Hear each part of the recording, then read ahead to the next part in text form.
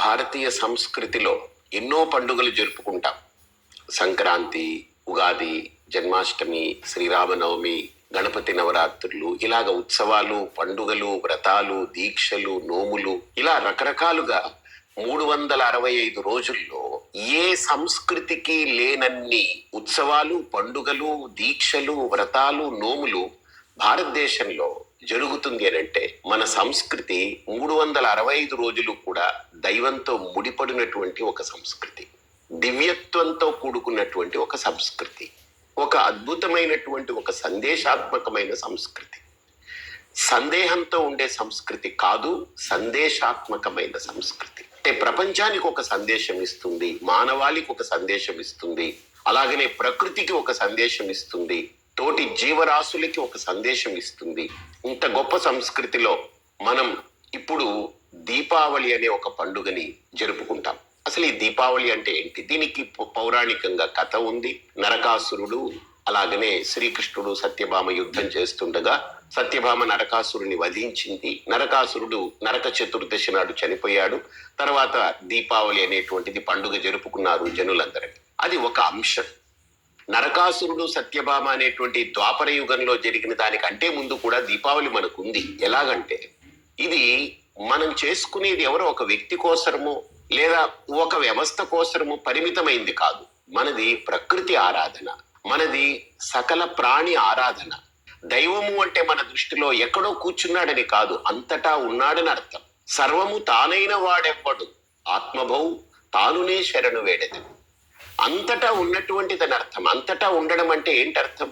అంతటా ఏది ఉండగలదు? ఉదాహరణకి చెప్పాలంటే గాలి, వాయు సర్వత్ర గోమహ అని అంటారు. గాలి ఒక రకంగా అంతటా ఉందని చెప్పుకుంటాం, కానీ గాలి కూడా లేని ప్రదేశం ఉంటుంది. సో అది ఆ ప్రదేశాన్ని కూడా ఆవరించి ఉన్నటువంటిదే దైవం అని మన శాస్త్రాలు చెప్తున్నాయి. ఎందుకంటే గాలి కూడా ఒక సృష్ట వస్తువు, అది కూడా ఒక తయారైనటువంటిది, అది కూడా సృష్టింపబడింది. తస్మాద్వా ఏతస్మాద్ ఆత్మన ఆకాశ సంభూత ఆకాశాద్ వాయు వాయోరగ్ని అగ్నేరాప అద్భ్య పృథివీ అని మనకు ఉపనిషత్తులు, వేదాలు, శాస్త్రాలు ఘోషిస్తున్నాయి. కాబట్టి వాయువు కూడా ఒక సృష్ట వస్తువు, ఒక తయారైనటువంటి ఒక వస్తువు, అది కూడా ఒక ఎలిమెంట్, భూతం.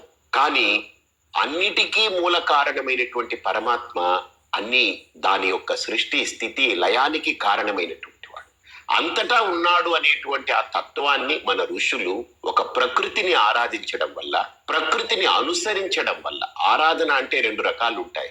ఆరాధన అంటే మనం పూలతో పూజ చేయడం లేదా దండం పెట్టడం ఒకటే కాదు, అనుసరించడం కూడా ఆరాధనే.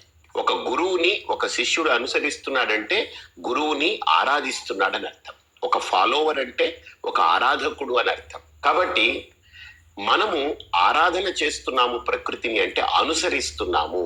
రెండోది, ప్రకృతితో మమేకమై జీవించడం.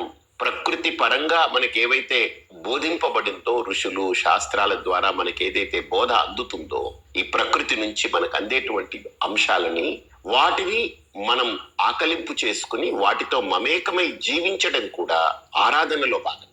వాటికి వ్యతిరేకంగా, వాటికంటే దూరంగా, వాటికంటే అన్యంగా మనం ప్రవర్తించకుండా, ఆలోచించకుండా వాటితో మమేకమై వెళ్ళడం కూడా ఆరాధనలో ఒక భాగం.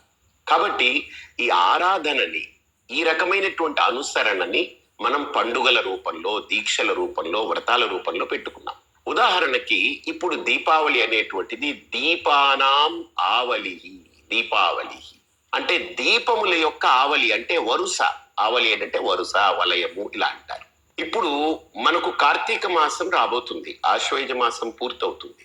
ఈ ఋతువులో మనకేంటంటే వర్షాలు తగ్గుముఖం పడుతూ చలికాలం ప్రారంభమవుతుంది.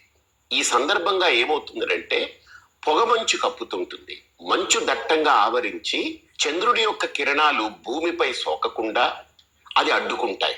నక్షత్రాల యొక్క వెలుతురు కానీ, చంద్రుడి యొక్క వెలుతురు కానీ మనకు కనపడవు. చీకటి పడుతూ ఉంటుంది, తొందరగా చీకటి పడిపోతుంది. ఈ చలికాలం ప్రారంభమయ్యే టైంలో మనం చూస్తే ఇది పెరుగుతూ పెరుగుతూ వెళ్లే సమయంలో సాయంత్రం పూట 4:30-5 గంటల నుంచే మెల్లగా ఒక రకమైన చీకటి వాతావరణంలోకి వెళ్ళిపోతాం. ఇక 6 వచ్చేటప్పటికి పూర్తిగా చీకటి పడిపోతూ ఉంటుంది. ఎండాకాలంలో 6:30 దాకా కూడా మనకు వెలుతురు ఉంటుంది. కాబట్టి ఈ రకమైనటువంటి అంశాన్ని మన ఋషులు పరిగణించి మనకు ఈ రాబోయే కార్తీక మాసానికి ఆరంభం దీపావళి. ఎలాంటిది అనంటే ఇంటికి బయట కానీ ఇంటి లోపల కానీ దీపాలతో మనం అలంకరించుకుంటాము. ఎందుకనంటే దీపాలు అనేటువంటివి వెలుగునివ్వడమే కాదు, దీపాలు మన శక్తిని పెంచుతూ ఉంటాయి. చాలా మంది దీపం అంటే టార్చ్ లైట్ వేసుకుంటే చాలు కదా, దీపంతో పని ఏంటి అనుకుంటారు.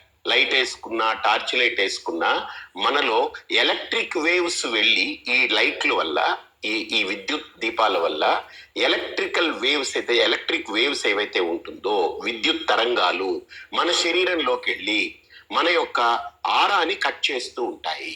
అలాగే నెట్ ద్వారా అంటే ఇంటర్నెట్ అంతర్జాలం అంటారు కదా, అది అంతర్జాలమో మాయాజాలమో తెలియదు కానీ వాటి తరంగాలు ఏవైతే ఉంటుందో హై రేడియేషన్ మన మీద పడుతూ ఉంటుంది. అందుకనే సెల్ ఫోన్ కానీ లేదా వేవ్స్ వెళ్ళి ఈ లైట్ల వల్ల ఈ విద్యుత్ దీపాల వల్ల ఎలక్ట్రిక్ వేవ్స్ ఏవైతే ఉంటుందో విద్యుత్ తరంగాలు మన శరీరంలోకి వెళ్ళి మన యొక్క ఆరాని కట్ చేస్తూ ఉంటాయి.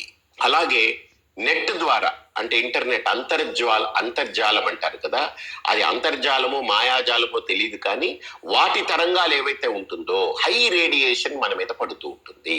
అందుకనే సెల్ ఫోన్ కానీ లేదా ల్యాప్టాప్లు కానీ ఇవన్నీ వాడేటువంటి వాళ్ళ దగ్గర ఆ తరంగాలన్నీ కూడా ఆ రేడియేషన్స్ తోటి వాళ్ళ శరీరం మీద చాలా ప్రభావాలు చూపుతూ ఉంటాయి. అందుకని వాళ్ళు ఎప్పటికప్పుడు ఆ తరంగాలు యొక్క ప్రభావం నుంచి బయటపడడానికి వాళ్ళని వాళ్ళు అప్గ్రేడ్ చేసుకుంటూ ఉండాలి, ప్రొటెక్ట్ చేసుకుంటూ ఉండాలి.